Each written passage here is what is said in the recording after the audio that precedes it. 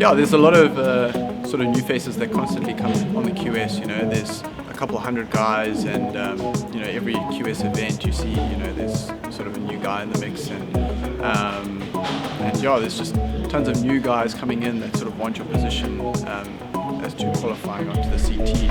And South Africa's great at the moment because we've obviously had a few QSs in South Africa, and there's a lot of sort of new guys that have been ripping, and they've sort of come up through the ranks, and now they're sort of getting a taste as to, you know, how the QS is on an international level because they got these points in South Africa. So yeah, it's sort of been a great building block. I'm Morgan Sibley and I'm from Newcastle, Australia. Pretty fun when you're starting off in the smaller competitions. You just travel around with your friends and have a really good time seeing the world and exploring everywhere, like in Europe and Indonesia, South Africa, everywhere. And then once you get a few points up, you can go over and do the bigger events like this one, 10,000. And it's a bit more serious, and you get to see how the best in the world really prepare to try and qualify for the World Tour, and it's amazing just to see. It's all a learning curve for me at the moment, but I'm enjoying it all the way, and yeah, I love it.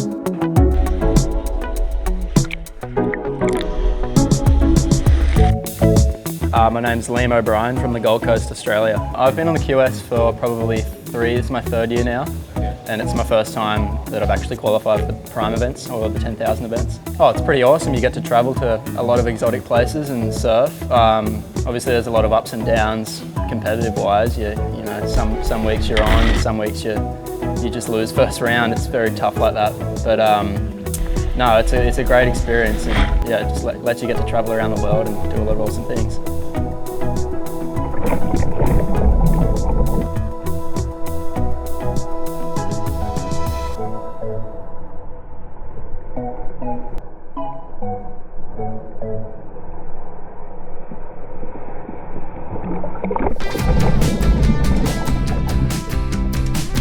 So my introduction to the WQS was when I won the trials for the Ballito Pro. I think it might have been about 5 years ago.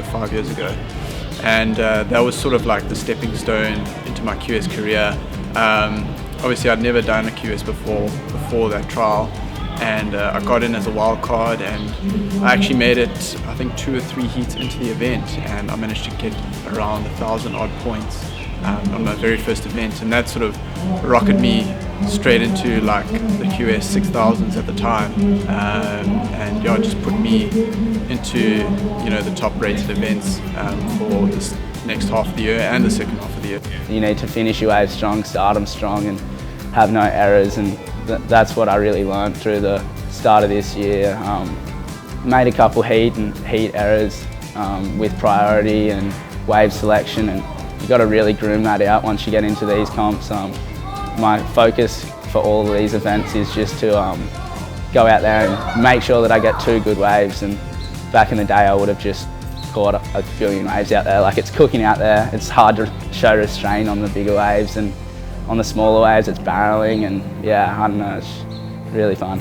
Yeah, well, I'd love to qualify for the tour, and obviously this is my first year in the big QS events, so it's a shot, but I'm just sort of, you know, feeling it out. But I'm not going to not try and qualify since I've got the chance. So I'm just going to take each event heat by heat and just put in my best performance and see where that takes me. You know, you're going to have your losses, and if you stick through them and work hard and learn from your mistakes, you'll obviously progress, and you know, you'll eventually get that lucky breakthrough where you have a good result in the QS. Cheers for watching the Ballito Pro. Oh, should I redo that?